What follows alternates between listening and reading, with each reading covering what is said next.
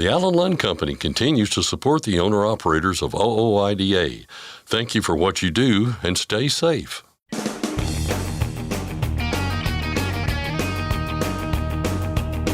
OOIDA, representing America's truckers since 1973, presents Landline Now with your host, Scott Thompson.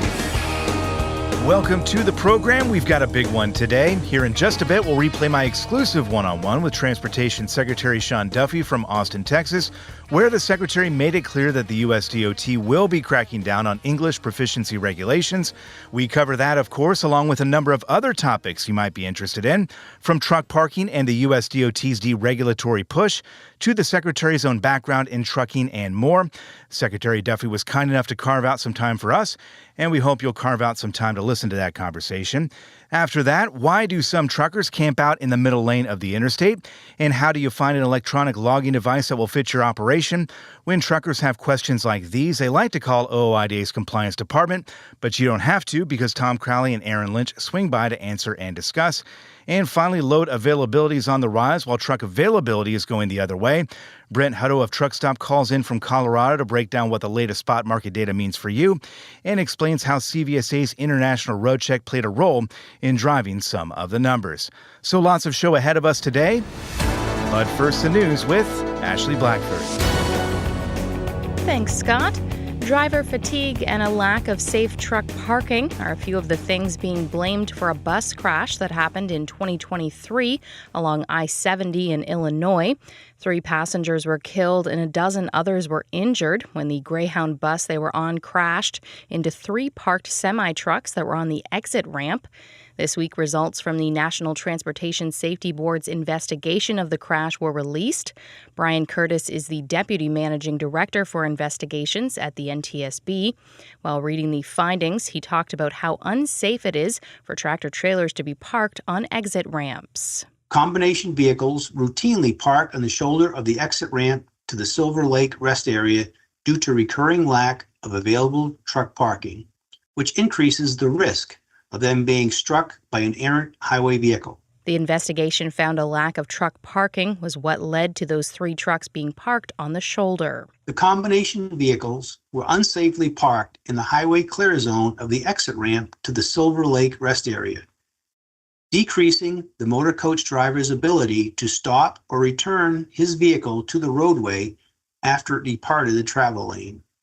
The limited truck parking capacity and subsequent unsafe parking observed at the Silver Lake rest area were consistent with a lack of access to long-term parking spaces for combination vehicles on the national highway system, as reported by surveys resulting from Jason's Law. While the lack of truck parking was a factor in the crash, the NTSB found that driver fatigue, Greyhound's lack of discipline for its drivers, and a lack of seatbelt use by passengers also were safety issues at play. International Roadcheck has come and gone, and once again, market experts noticed a difference. Brent Hutto with Truck Stop says this year's CVSA event happened a different week than last year, which disrupted the data comparisons. So the data looks a little funny, but it increased quite dramatically. So that's good for truckers. But the good thing is, and as I said when we were talking about the fray, the load posting volumes increased 20%, right at 20%. That's a huge jump in a 24-hour period, which is great. And the good thing is that the freight is still about almost 30% above the 5-year average. And I just say that, I'm going to keep saying that over and over and over as long as we're on the phone together, we're on the radio together, is that's good for owner operators, the segment that you love, that's near and dear to y'all's heart, near and dear to our heart. And so super important that those things continue to increase so rates can be more beneficial to them. And speaking of rates only went up about a penny, but there were giant jumps in the van marketplace and the refrigerated marketplace. Van went up 12 cents and refrigerated went up 28 cents, which that's about the biggest increase I've ever seen in the market in one segment. Stay tuned to later in our show for the full market update. Time is ticking to let the federal government know what you think about an interim final rule that exempts Americans from filing a beneficial ownership information report. Back in March, the Financial Crimes Enforcement Network modified the Corporate Transparency Act, which would take all U.S. companies and individuals off the hook to file a beneficial ownership information, or BOI, report. Right now, the vast majority of comments are in support of the modified requirements. Several commenters are asking FinCEN to purge the existing database of beneficial ownership information reports already filed. Public comments are being accepted through May 27th. To find a link to submit comments, you can visit our website at landline.media. Numbers are in from a work zone safety study, and it found that 60% of highway construction firms reported having at least one car crash in their work zone during the past year. The Associated General Contractors of America and Heavy Construction Systems Specialist said data from the survey highlights the need for stronger work zone safety laws and better enforcement. 13% of contractors in the survey reported that construction workers were killed in work zone crashes, while 24% of survey respondents reported drivers or passengers were killed. The majority of those who took the survey said they'd like to see stricter laws against cell phone usage and distracted driving in work zones. The Oregon Department of Transportation is making it easier for motor carriers with oversized loads to get their permits. This week, the department launched Oregon Routing Information Online. This is a web-based self-service permitting system that allows motor carriers to request over-dimension permits 24 hours a day, 7 days a week, 365 days a year. This is part of the Oregon DOT's Strategic Action Plan for a more innovative and technologically advanced transportation system. Oregon now joins 44 other states that have implemented similar systems. Police in West Virginia are looking for a truck driver who dropped a trailer in a cemetery and caused damage to grass and headstones. WCHS reports that investigators found tracks in the grass, overturned headstones, and wall damage that marked the path of a tractor trailer that drove down a dead-end road. The article states that GPS issues are thought to have played a role in the driver getting lost. And finally, a class ring from 1938 was returned to the original owner's granddaughter. UPI reports that a woman found the ring in a parking lot of a Starbucks in Wilmington, North Carolina. After using a magnifying glass and some online research, she was able to identify that the ring was from a Virginia Tech graduate who died several years ago. She found an obituary for the original owner's son, who was actually wearing the ring in the photo used for his obituary. She was then able to get in touch with his daughter, who said that receiving the ring was like getting a piece of her father back. That's Landline Now News for today. I'm Ashley Blackford. Thanks, Ashley. For more in-depth coverage of the trucking industry, you'll find whatever you're looking for on our newly redesigned website, landline.media. From reporting and opinion pieces to pretty much anything in between, find it all on landline.media. And a quick reminder that you have the power to bring about change in Washington, D.C., but only if you use your voice.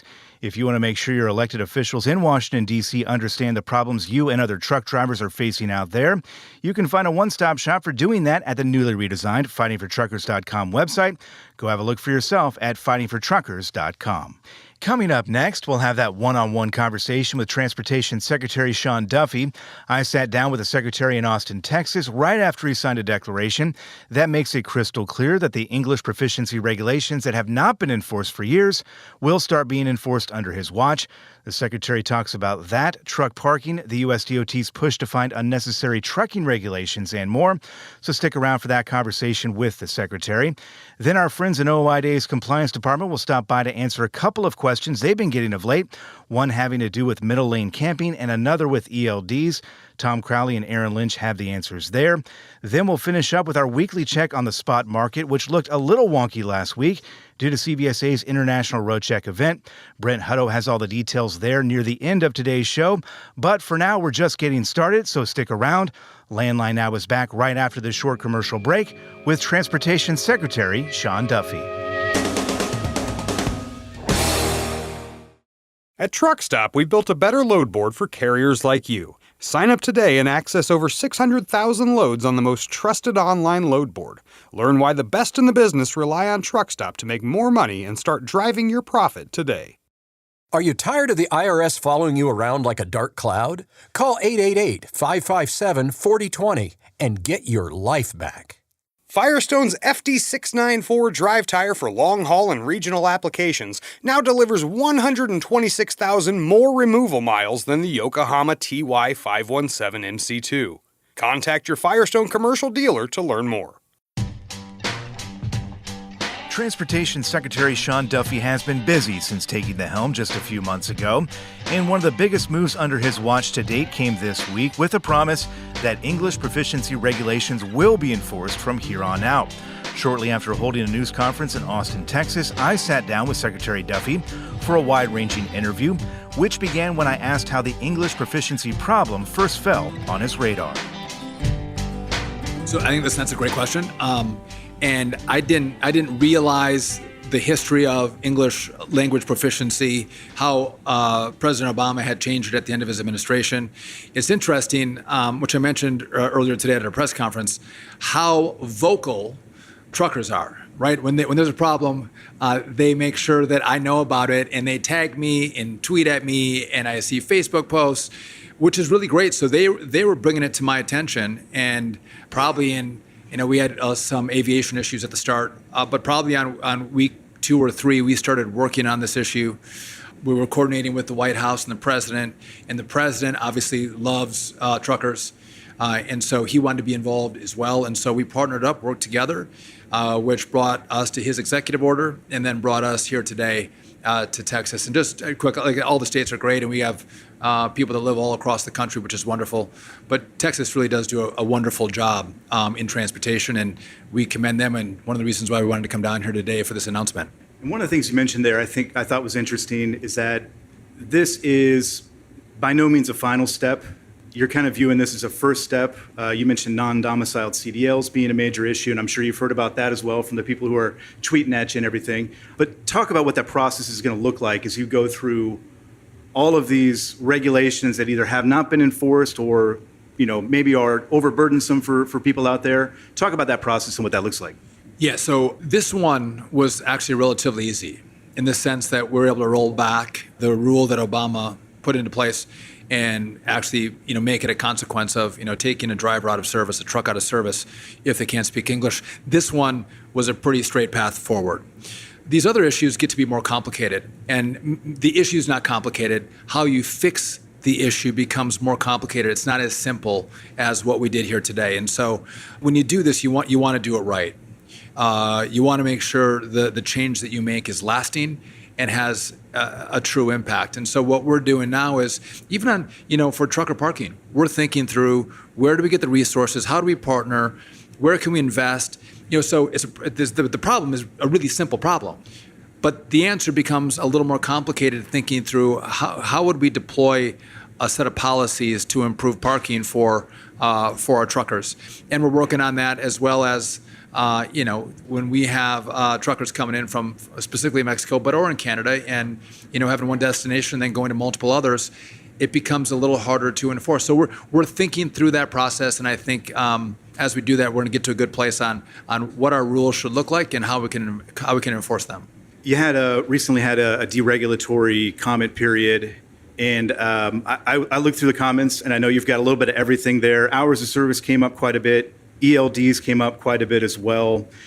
I know FMCSA is probably looking through those comments. I'm not sure you can speak too much about what the next step is going to be, but you said something earlier about reading the comments from truck drivers who are tweeting at you, or Facebook or whatever it may be on social media. What would you say to those folks who are concerned about hours of service and would like to see some changes there and some more flexibility as they try to do a job that, as you know, is a very difficult job? So I think it's important to understand that when people come up with ideas for rules, they see it as black and white. And, the hours of service can be one of those where, they can think through, we got safety data and we're going to, put this policy in place. But I don't think it takes into account actually how someone might navigate a day on the road. And I'm sensitive, and I don't want to say a whole lot. I understand the viewpoint of the truckers out there on the electronic logs, understand that as well. I get it. We have to go through a process. And again, safety is always a priority, right? And I think a lot of the comments I get are about rule changes, but also safety. Those two things are combined. Again, everyone wants to be safe. You want to come home to your family. You don't want to hurt anyone on the road. And so the comments are given to me with a backdrop, with the safety component. But we have to, there's a very specific process that we have to go through at USDOT, but maybe I'll leave the simple answer is, I get it, I understand the point, and you don't find a lot of disagreement from me. Broker transparency, and I heard you all talking earlier a little bit about this, but broker fraud, as you have probably learned if you didn't know before, is a huge issue out there. Broker transparency, especially. FMCSA is making some progress on that. We're seeing some action, which is very welcome. But talk a little bit about that and assure people, I suppose, that this is not going to be just the only step. It's the first step toward keeping these folks accountable. Yeah, so it's a great question. This is an issue that I didn't know existed either on the broker side, but obviously motor carriers has been following this for some time. So I've had a number of meetings on this issue, and again, it gets to be a little bit complicated on how do we root out the bad players and not put rules in place that are burdensome and harmful and hurtful to the good players, right? And so we're working on that right now, but that is an issue I care about. And again, there's too much fraud. And I think some of these brokers partake in some of the fraud that's taking place around the country. Another thing we're thinking through and working with our partners is the theft issue. We think it's coming from an organized crime side of, those who are participating in crime, whether it's with trucks or with rail. And I don't think the last administration really seemed to care. It seemed like it was open season. If you can dupe someone or steal from someone, so be it. Good for you. That's not our perspective. Again, it's driving up the cost of products and the cost of the industry, driving up the cost of insurance. And so, so again, that's also on our radar. And I would just tell you to stay tuned because we're working through it and trying to be smart. And but by the way, I do appreciate the comments and feedback, because it's not just a complaint oftentimes. I'll get ideas on why don't you do it this way? Why don't you think about it like this from the industry? And I think that's really important. People who don't just bitch about a problem will also go, here's a way I think you could solve this problem as well, which I appreciate. Maybe there's a lot of time in the truck to think about what policy prescriptions fix problems. But again, I want to go back to my point. A very engaged group, a very thoughtful group who just want to be able to do their job, stay safe, and make a good living for their families. You had a CDL, right? Do you currently have one as well? So I drove bus in Breckenridge, Colorado, in between undergrad and law school. So I was probably 22. I got my CDL to drive bus in Colorado, which, by the way, I enjoyed. And then I needed that to drive our lumberjack trucks. We had flatbed trailers with our 45-foot trees on the trucks. So I wasn't driving an 80-pound big rig, but I needed my CDL for the vehicles that we drove. By the way, I actually am very proud of my CDL, or was proud of it. I made sure I kept it. I was in Congress, I had my CDL, but I had to move from Wisconsin to New Jersey. And when I switched my license over, about 5 months ago, it was challenging to keep my CDL. By the way, it was hard when I was going through. I think I was at the DOT in New Jersey for 3.5 hours. They're like, you can come back and you can go get your medical and we'll let you keep your CDL. I'm like, I'm not coming back here. I'm good. I'm gonna let it go. So up to 5 months ago, I had my CDL, and so for 30 years I had it. Well, I'm curious too, by hearing that ordeal, and we've all been to the DMV and we all know what that's like, but that process and your history with a CDL, how does that shape your job now? I imagine it gives you some insight, at least, into what folks are dealing with out there. It does, but also in northern Wisconsin, central Wisconsin, we have great businesses, great people who run trucking companies. And I've got to know them very well, got to know their businesses, spent a lot of time with them over the course of my 9 years in Congress. And so not just what I did when I was doing, my lumberjack work and driving trucks across the country, but also then got to see the business side when I was in Congress. And so I've had a lot of interaction and interfacing with the industry in both perspectives. And I just can't tell you, one of my best friends back at home just retired as a trucker, and I think it's so important. I think people sometimes might not understand what happens when you don't have people who are willing to get behind the wheel of a big rig and deliver products across the country. And I understand how important it is. And again, I want to make sure that it's smart how we engage. And again, I think it's by the way, the opportunity side of this, I think is really wonderful. I don't think we talk about it enough. For young people to come in, after go into some schools, get some schooling, get some behind the wheel, and get out and make a really good living right away. I don't think we promote that enough, and I think we should. And I think our schools, our counselors direct people towards a 4-year degree. Well, everyone's not made for a 4-year degree. And they might get it, but they'll never use it, and they'll be saddled with a lot of debt. This is a great space where people can come in and, again, make a good living and support their families. To that point, too, training centers, making sure that the young drivers who are on the road are ready to be on the road and know how to do everything, basically. Is that going to be a priority for you, too, in terms of building up the younger generation and bringing them into the fold here and making sure they're trained? Well, I think, again, with regard to the training centers, this is what we did today was really about safety, right? English proficiency is about safety, making sure we have schools that are training up well-trained students. When they get on the road, they're going to be safe. They know how to operate their rigs and do it in a way that's professional and safe is critical.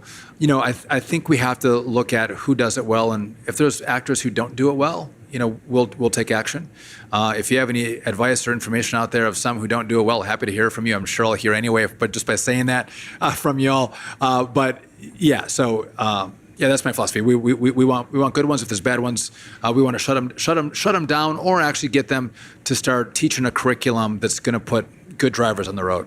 And I know your time is short here. Just in closing, and I think you've delivered a lot of messages to the truck drivers out there, and I think it's clear that you care about what they're dealing with out there and what they're seeing and what they have to say to you. But just a final message to the truck drivers out there, as they go about their business. Yeah. So when I took this job, I was told that your whole 4 years can be driven by crisis to crisis to crisis. And the big things that you thought about that you wanted to do when you came, you won't accomplish because you're just going from one crisis to the next. And when I came in a day after I was sworn in was the DCA air crash. And then we had 2 days after that was the air crash in Philadelphia. There's been a lot that's happened. And so I've seen firsthand that you can be driven by crises. And that's a long way to answer your question, that I'm driven to make sure that on my team, even though I might have to go deal with certain hotspots, my team and I are driving good policy to change how government interacts with people and industry in a positive way, in a smart way, in a streamlined way. And so your industry has a friend in DOT. I look forward to partnerships. And again, I think we come up with great ideas, but I do think, from industry, great ideas percolate there as well. And so when those ideas come up, it's a two-way street. You should share them with us. So just don't comment on our ideas. Share your ideas, share best practices, share ideas with us on what you think we should be thinking about. Or if we're thinking about something and you think, yeah, I'm happy you're thinking about it, but if you just thought about it a little bit differently, you'd be far more successful. That's the partnership that actually gives us better results. And so I'm not going to be driven by crisis. I have a lot of priorities, and I'm going to continue to drive all of those priorities as we go through this 4 years of President Trump's tenure. And by the way, we're about 10% through this president's presidency, or our time at DOT. Time flies, I guess, but you realize time is limited. And again, I want to have the biggest impact possible, and your industry is a priority for me, and making sure we can be safe, but also allow more efficiency and more common sense rules is where I'm at. Our thanks to Secretary Sean Duffy for his time, and with that, we'll take a break, but we've got more Landline Now on the other side. Dispatch, I picked up that load of steel, so I'm ready to roll. Sounds good. Remember, we're getting paid by weight, so make sure to use a CAT scale. I wouldn't weigh anywhere else.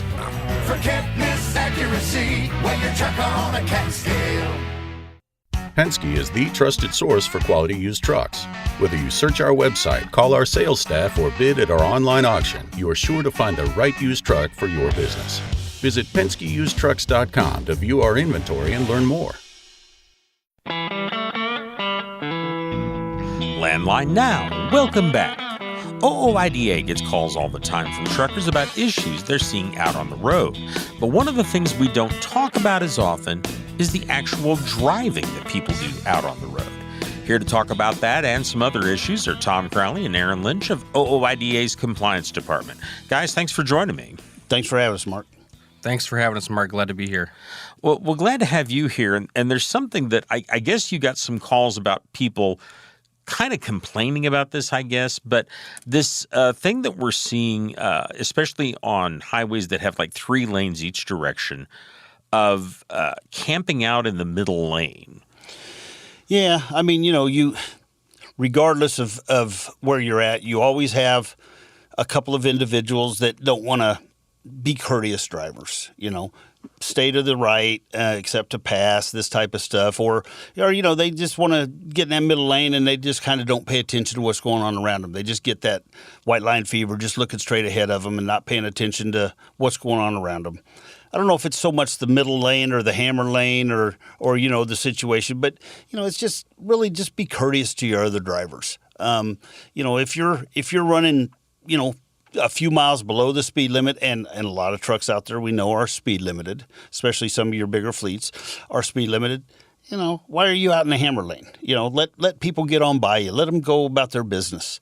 Of course, you see the elephant races on occasion, and you got 2 trucks that are both speed limited running side by side, and that pisses everybody off. And just have courtesy for your fellow drivers. I mean, yes, this is where we work at, is out on the road. There's a lot of other people on the road, some for pleasure, some for business reasons. Everybody just wants to get where they're going without issue. So just be courteous. When we're talking here about the middle lane, this is something I actually see a lot just on my regular commute because, of course, Interstate 70 right out in front of the building here is a major national corridor for freight. But they've got, as soon as you get toward Kansas City a little bit, 3 lanes each direction. And I do see the trucks camping in that middle of the 3 lanes, but I think a lot of them are trying to avoid the entrance and exit ramps on the right. And legally in Missouri, the truck's not allowed in the left. I mean, are they just trapped there? Is this just a matter of them coping with a problem on one side and a law on the other? Well, I think something could be said for that because, in Missouri, when you run into a situation where you have 3 lanes each way, usually that far left lane is restricted if you're over 18,000 pounds. So, and if they're in the right lane, that is the lane that people are coming on, going off of the highways, so there's more interaction. So, I can see where they would be stuck in that middle lane and just feel that, hey, that's the through lane. There's been a lot of arguments made over the years that it's really bass-backwards the way things are done out there, that the truckers, if they were in the far left lane for the through lane, there would be much less interaction. But then again, hey, who am I to say what makes common sense and what doesn't? I think there are some cities and some states where they actually they say through traffic far left lane. And I've talked with some truckers, including at least one on the OOIDA board, who said, well, that's what he thinks it ought to be everywhere. I think a lot of the problem here, though, and correct me if I'm wrong, is that four-wheelers aren't paying attention really to any traffic laws. And you got to deal with those. No, and four wheelers most generally, and they just don't want to be behind a truck, because you get behind a truck and you can't see what's going on around it, and they're just looking to get around it. And they deem it intimidating. Yeah, yep, true. I mean, it's we got to share the highways. We got to share them with all users out there, and you just if the laws are no trucks in the left lane, then you probably will see them in the number 2 lane quite often, especially going through the cities. And we all know that the reason that happens a little bit is because you want to avoid those interactions from, jumping off or coming on, and nobody can fault somebody for that. But let's not make it a legality issue. It's not illegal to camp in the left in the center lane. The left lane in states, absolutely. They give out tickets for that, but not the center lane. This isn't a legal issue. Yeah, that's a very good point, Aaron, because, I mean, they got to go somewhere. And I will say, again, going back to my morning commute, watching the way on those exit and entrance ramps that the four-wheelers move around the trucks is a truly frightening experience. Yeah, and that's something that I think still always needs to be addressed, especially with new drivers, is educating them on how to move around and how to operate with the big trucks. Because, these trucks, they can't stop on a dime. And, they could definitely, in a bad situation, the truck's probably not going to be the one that gets hurt. It's the car. So, you just got to – education is the key. Well, let's go on to another topic here. We've got plenty of time to talk about this, and I'm sure this is one. I know you've got some calls on it. I'm betting you've had a lot, and that is where and how to find an ELD, an electronic logging device. Of course, since that regulation went in, truckers have to have one unless they've got a truck made 99 or before. I'm curious, what factors do you need to consider before you start the process of looking for one? I mean, are there things about particular operations that can play into which ELD you choose? Oh, of course. I mean, there's exemptions to the rule inherently. Short haul, which is local, 150 air miles. It equates to about 172 miles. You have livestock. You have ag-exempt products, things of that nature, where you get the first 150 for free and the final 150 for free, but sometimes that kind of intertwines itself. Things of that nature, pre-2000s engine, a model truck as well. You also have, as far as that goes, a lot of different options out there. It really just depends on what the functionality you want, right? Some people are better with operating electronics than others. Some are a lot easier for certain drivers to operate than others. IFTA is a big one. Some of these ELDs claim that they do their IFTA. I would always still do your own on the side as well and then compare notes and not let an ELD just do it all, because electronic malfunctions do happen, as far as that goes.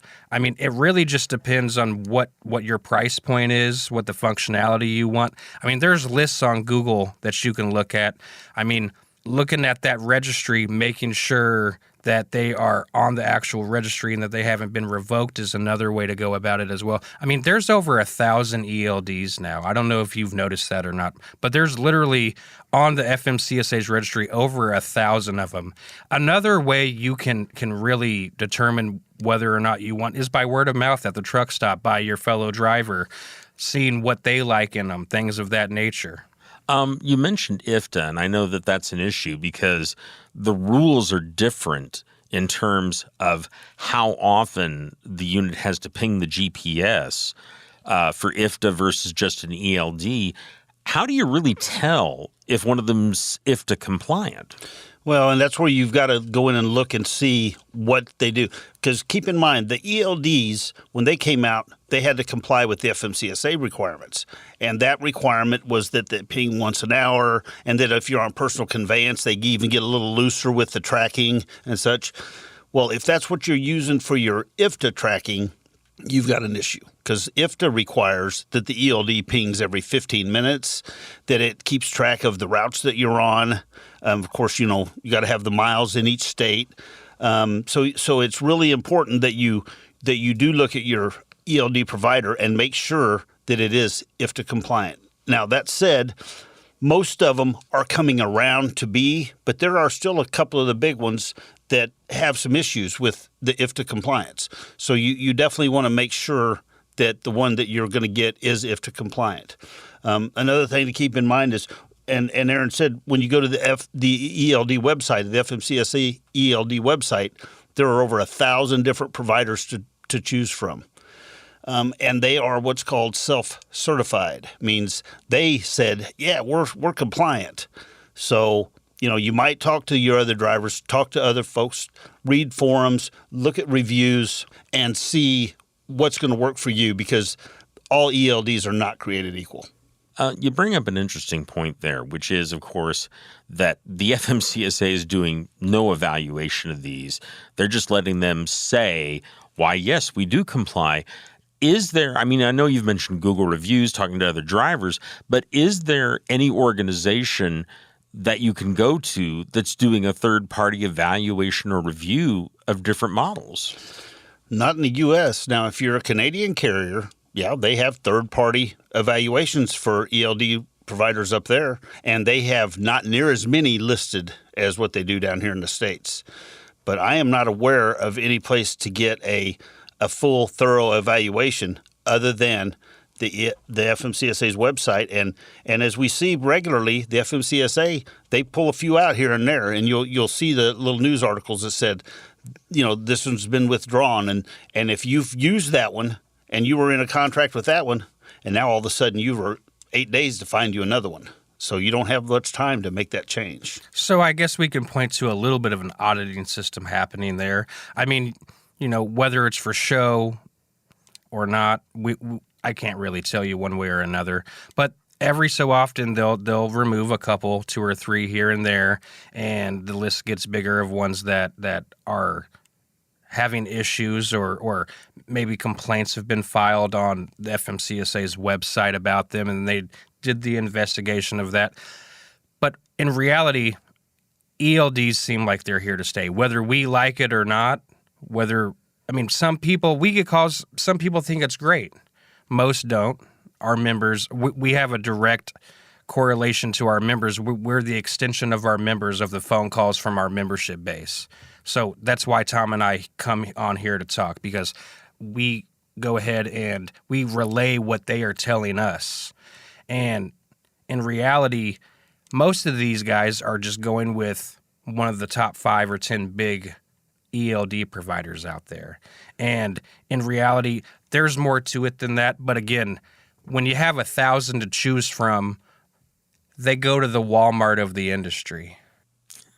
Well, hopefully not actual Walmart, because, or I guess it was Kmart that had the blue light special. Right, yeah, absolutely. So another thing to think about, and you mentioned something that kind of made me think of this, Aaron, is if you're leased onto a carrier, what are the rules there? Do you have to use the one they use? Can you just get whatever you want as long as you can send them the information? What's the deal there? Well, those terms are most generally going to be dictated in the contract. That's why you want to read the contract.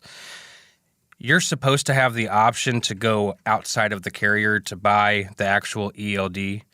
When you're an owner-operator, that's part of the leasing regulations 376.12. A lot of times, though, you will see that the carrier does charge you back for the ELD that they want you to have, that they will provide as a condition of employment. That's not supposed to be how it is, but you do see that a lot in these contracts, and that's just something to kind of look out for. Yeah, and, with the ELD and a motor carrier, you do have to go along with what they have. Now, sometimes you can get one that will go along with that, and sometimes it's cheaper to go with what the motor carrier has. So, just look at your options there. But most generally, the ELD, as Aaron said, there here. So, pick out one that has the lowest cost, long-term, doesn't have that long-term contract. There are some out there where you can buy the equipment up front and then have no payment after that. So look at what some of your options are there. I just hate to be, it's kind of like cell phones used to be. You get in those big, long 3-year contracts. Your phone only lasted, 6 months or 8 months, and then what do you do, Well, and sometimes it's kind of semantics, right? If you want to go ahead and argue that specific point, they just may not hire you at that point. Oh, boy. Well, doesn't mean you're wrong. It just means that they have a different alternative. Okay. Well, guys, we are out of time here, but I want to thank you very much for the information. Thanks for having us, Mark. Thanks as always. I've been talking with Aaron Lynch and Tom Crowley of OOIDA. Landline Now will be back in a moment. Protect your diesel engine with Howe's Diesel Defender. Restore vital lubricity, eliminate injector deposits, and boost fuel economy by 5% or more. Power performance protection, all in one. Howe's Diesel Defender, available now. With rising costs affecting everyone, switching to a genuine Vibertech TVD viscous damper can help you avoid expensive repairs and downtime. Save money and keep your truck running smooth with Vibertech TVD. Recommended replacement at 500,000 miles or 15,000 hours. Since you started, what you've loved about trucking is the freedom. Heading out on your favorite route, a good driving song, and thinking about truck insurance. Well, maybe not that last one. That's why we're here. At OOIDA, we have a full range of truck insurance products, expert advice, and great customer service, helping you get the right coverage for your operation. Go to OOIDA.com because your job is to drive. Our job is to help with everything else. Landline Now, welcome back.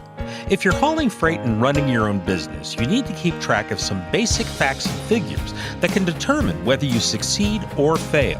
And that includes finding the freight and how much money you can make hauling it. Today, Landline Now's Ashley Blackford will bring us some of that information and get some insight as to why things are happening with the folks from truckstop.com.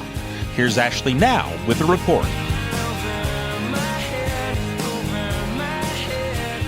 Thanks, Mark, and hello to Brent Hutto with Truckstop. How are you doing today, Brent?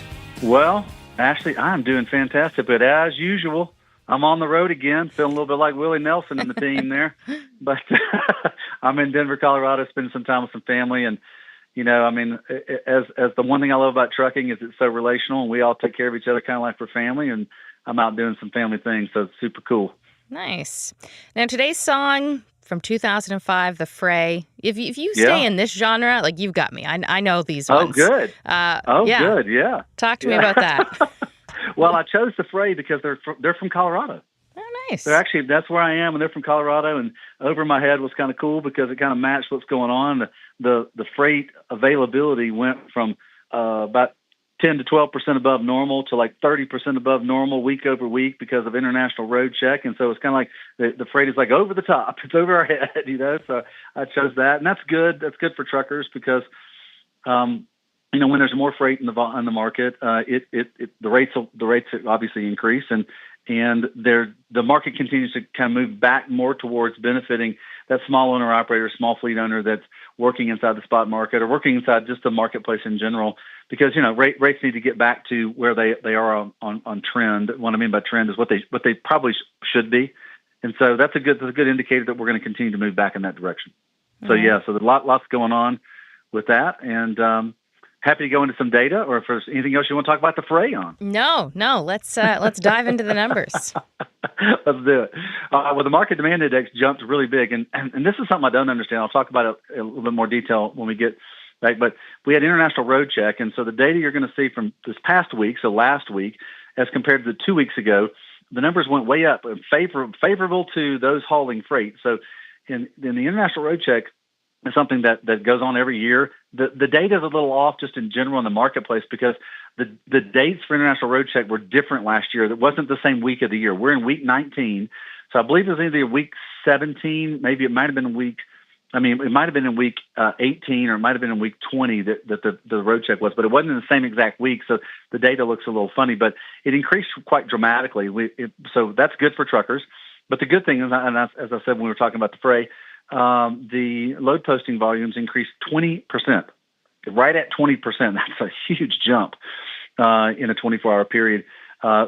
Which is great. And the good thing is that the freight is still about almost 30% above the 5-year average. And I just say that, I'm going to keep saying that over and over and over, as long as we're on the phone together, we're on the radio together, is that's good for owner operators, the segment that you love, that's near and dear to y'all's heart, near and dear to our heart. And so super important that those things continue to increase so rates can be more beneficial to them. And speaking of rates only went up about a penny, but there were giant jumps in the van marketplace and the refrigerated marketplace. Van went up 12 cents and refrigerated went up 28 cents, which that's about the biggest increase I've ever seen in the market in one segment. Fuel, which is interesting, fuel went down another penny. So the policies of the current administration continue to put pressure worldwide on things, continues to drive fuel to be more competitively priced as to where it was before Russia invaded Ukraine. Let's use that as a measurement point because that's when fuel started going way up. But it's really good that it's all the way back. But what we want is fuel to be stable at a price so you can price off of that. And then the big thing, and this is something you and I talk about all the time, the outbound tender reject index, which is a measurement of the contract freight, so the greater amount of the freight in the marketplace, it went up 1.5 points.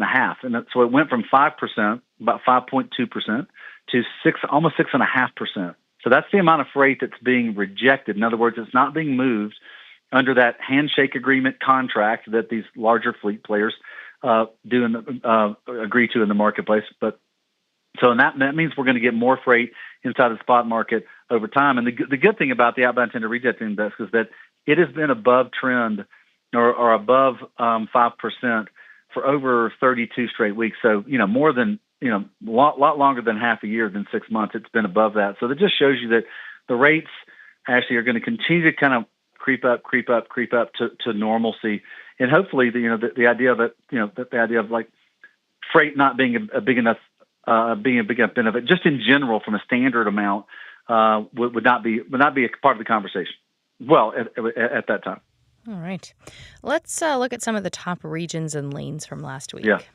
Well, since freight increased so much, load availability was up massive everywhere around the country, anywhere from about 25% to 43%. And so you're finding good freight anywhere around the nation, that's no doubt. And there were increases in rates across the board as well, everywhere except Southeast, which is flatbed. And flatbed actually, I think, decreased 1 or 2 cents.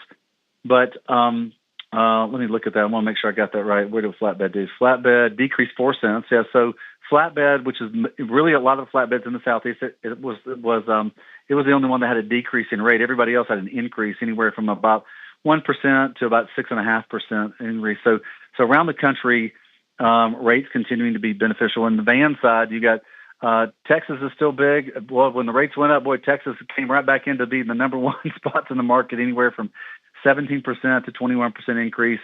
Dallas, Laredo, Houston, just look at the major areas. Flatbed, there were increases there as well, from Miami, out of El Paso, out of Laredo, Texas again. And those increases were anywhere from about 26 to 32%. The refrigerated, where we saw that giant 28-cent jump, you saw huge increases. You got Memphis, Denver, and Denver. Hey, where I am in Denver, there you go. So, but the increases were quite outstanding, 59% to 196%. So that's again, Ashley, you and I encourage every owner operator, small fleet owner listeners, just search, know your market, so you can actually benefit from these increases. So yeah, so there's obviously good increases in different parts of the country. What are some important industry points that owner operators should be aware of? Well, two things: Roadcheck. So international Roadcheck happens. It used to happen in later in the year, and then they moved it to May. I don't know why they changed it to May, but they did. So the thing I don't understand is how they're doing an international Roadcheck, which is supposed to be like a surprise inspection, but they tell everybody when it's going to be. So what happens is a lot of smaller players come off the road and go, I'm not going to haul during that time, which, by the way, is not always the greatest thing, because rates go up during that week. You can get a better rate if you haul during that week, so I would encourage them to do that. But you just saw a lot of the increases in the market were all because of Roadcheck, and then there's more freight, less trucks posting available to haul freight, and more freight in the marketplace. So, and what you saw, that's in the overall market. And what you saw in the spot market, where there's giant increases across the board, and it was really just because of the pressure in the market. More pressure usually benefits the owner operator. And the last thing I want to cover is a fraud issue. And this is how big fraud's gotten in the marketplace. So Landstar is a giant player in the marketplace. They're one of the largest in the spot market. I think they're probably the largest in the spot market when it comes to the number of the amount of stuff that they move, or they're close. It's one or two in there. And so, but they had a big fraud loss by one of their agents in March of this year, and it caused them. Now they're a publicly traded company, which means they have stock. You can buy stock in that company. It caused them to revise their profit statement for April, when they have to disclose how well they did as a company, and it caused them to revise it, which is meaningful. And I say this because, look, it doesn't matter whether you're small or whether you're large. This fraud thing's hitting everybody. So I just want to encourage everybody that listens to Landline Now, just do everything you can to double check, triple check. If your spidey sense comes up, make sure that you're making that extra phone call, checking in, making sure you're validating everything in that freight that you're moving, because I'd never want you to have to, nobody at Truck Stop, and I'm sure nobody at Landline or OOIDA would ever want anybody to go through the challenge of losing a piece of freight and having to be responsible for it. So that's kind of what's going on in the market, Ash. All right, good advice. Brent, thank you so much. My pleasure. Thanks for letting me be here. See ya. That was Brent Hutto with Truck Stop. Mark, back to you. Thanks, Ashley. That's our program for today. Thank you for joining us. I'm Mark Reddick, and this is Landline Now.